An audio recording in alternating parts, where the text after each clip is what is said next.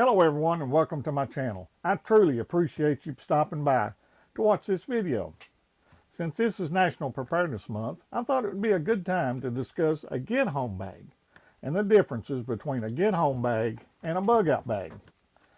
Many of the items that are contained are interchangeable between the two, but the biggest difference is that a bug-out bag is generally designed for 72 hours or more, and I consider a get-home bag to be centered around 24 hours or less. Everyone's situation is different, so you will have different needs than what I have.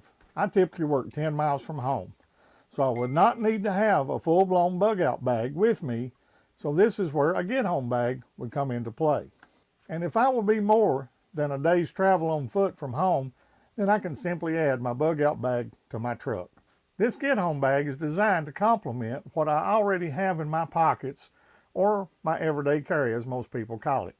I also keep items in my truck, such as a fleece blanket, flashlight, tools, personal protection, and since I'm a certified EMT, I keep a full medical, trauma, and stop the bleed kit along with a mobile radio for communications. As the weather dictates, I will add a heavy coat along with insulated gloves and a hat.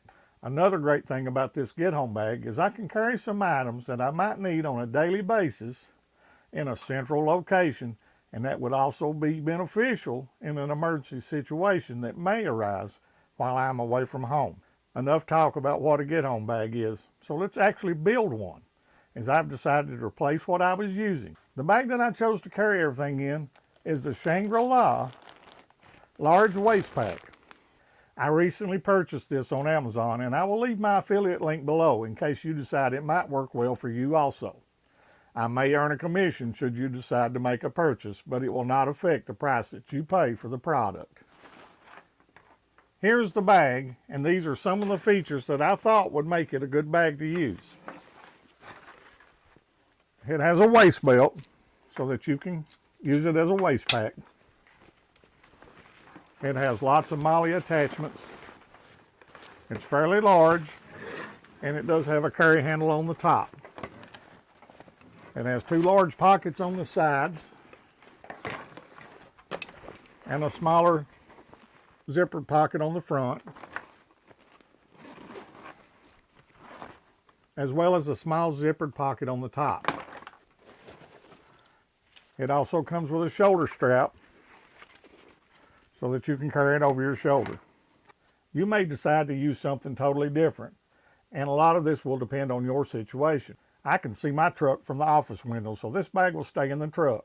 You may have to park some distance from where you work, and depending on your location, you may want something that is less tactical looking and would blend in with what everyone else might typically carry on a daily basis. You might want to make up a smaller kit and simply leave it at your workplace if that is possible, so that you are not carrying it every day, but would allow you to have some basic needs to allow you to safely travel from where you are to where your vehicle is located, so that you can either get in your vehicle and leave or retrieve additional gear and proceed on foot. Another thing I want you to consider, and I know this is going to be extremely controversial, but what if it is safer for you to shelter in place? You know that your family is safe and sound and unaffected by whatever has occurred, but if you leave and try to make it home, you place yourself in extreme danger of death or serious bodily harm. Do you have the items to make an overnight stay possible? How's it going to benefit your family if you're killed or seriously injured by trying to make it home immediately, when it is the best course of action to remain in place, let the situation stabilize, and then make it home? Just something for you to consider, and again, depends on what has occurred and is your family in danger. Did you simply slide off the road and are now stuck in a ditch because of an ice or snowstorm and you're still 8 miles from home? Is it better to remain in your vehicle where you're warm, dry, and sheltered from the elements with the possibility that help may arrive, or are you going to abandon your vehicle and try to walk home? This will be a personal decision as to your course of action, but I believe it's something you need to consider and plan for now when you are not under stress after the fact. Anyway, let's start adding gear to this pack and discuss the reasons for why I chose these items. Let me know in the comments below what you would add, take away, or change. Let's start with this outside pocket. I have the canteen cup and stove set along with an Nalgene canteen and the lid for the canteen cup. I believe this will fit in this outside pocket. I also have a pack of the water purification tablets that'll fit in this little mesh pocket on the side here as well. And while it did fit, it won't fit down in completely, but it will zip up enough to hold that in place. It's not going to fall out, and that'll work good. The next thing I'm going to add is some calories. I've just got a Ziploc bag here with a field strip MRE entree, some drink packets, Cliff Bar, beef jerky, beef and cheese stick, pack of peanuts, just some general foods that can be easily eaten. They can be eaten cold. They don't have to be heated up. I do have the MRE meal heater in there as well. So we'll add that to this pack. The next thing I want to address is cover. I have a poncho, one of the little emergency space blankets that I'm going to put in this top zippered pocket. A pair of leather gloves to cover and protect my hands. I'm going to put them in that top zippered pocket as well. Then I have one of the grabber emergency blankets that's the thick, heavy blanket. Pocket on the back here that I'm going to stick that down in that's got a Velcro cover over it, a strap to hold it in place. And then I have a small 5x7 tarp. And I also have a contractor heavy-duty trash bag that we'll stick down in here. And the next item I want to cover is casualty care or medical. I've got a first aid kit there I put together.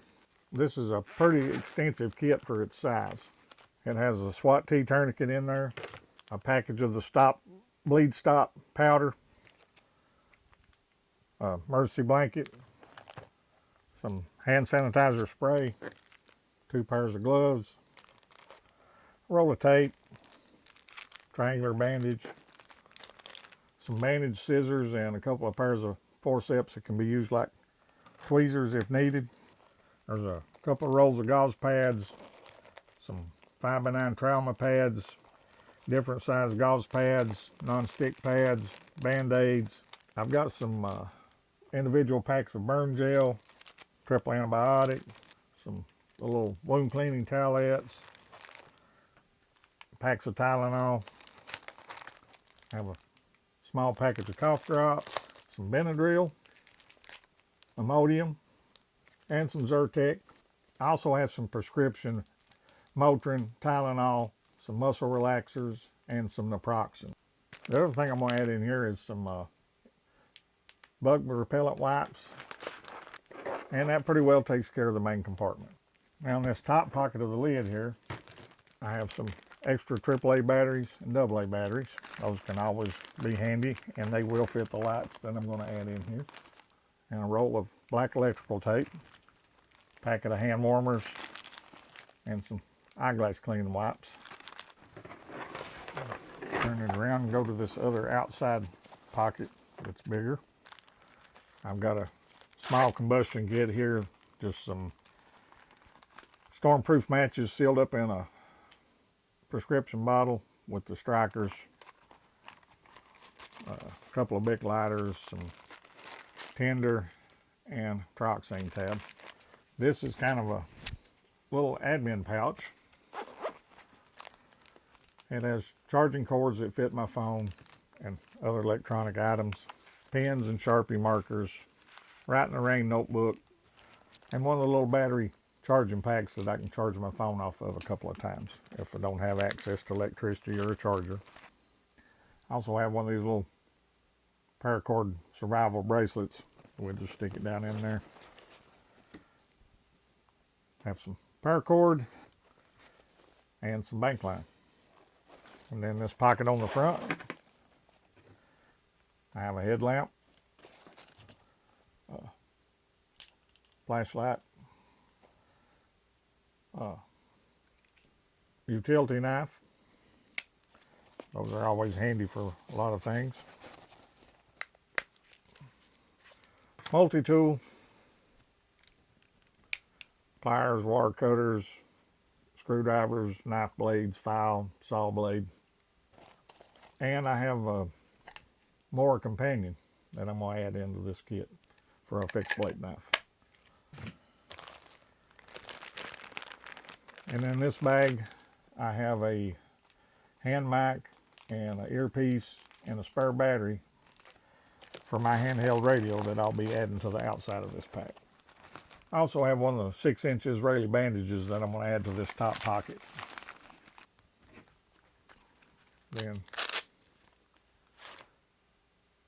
I have the Baofeng UV5R that is programmed to the frequencies in my area, and also has a FM radio on it, so for communications. And I'm going to molly this to the outside pocket of this. And the other thing I'm going to add on this other pocket on that to the molly webbing is a cat tourniquet and a pair of trauma shears. Okay, everybody, there's the fully finished and assembled pack. Got the grab handle on the top. So this is the Shangri-La large pack, and I think it's going to work out real good for my needs. The thing I want everybody to understand, I keep a case of bottled water, along with some cans of soup and other snack items that I can use if I need to add it to this kit, or in case I have to shelter in place. I believe this pack covers everything that I might need on a daily basis and gives me the capabilities to walk home from where I work or sustain me for at least 24 hours should I have to shelter in place. It covers calories, cover, combustion, container, casualty care, cutting tool, communications, candle, cordage, cargo tape. Personal protection is part of my everyday carry, and a map or compass is not necessary, as I'm very familiar with several different routes that I can travel to get home. If you find this video helpful, please hit the like button and share it with others that may also find it useful. If you have not done so already, please consider subscribing. And if you've already subscribed, thank you. I truly appreciate it. There will be a lot more videos coming in the future. If this is your first time here, I have lots of videos on preparedness, bug out bags, gardening, and gear that you might need. So you may want to go and check those out also. Again, thank you for watching, and remember, prepare today for what may happen tomorrow. I'll see you on the next video.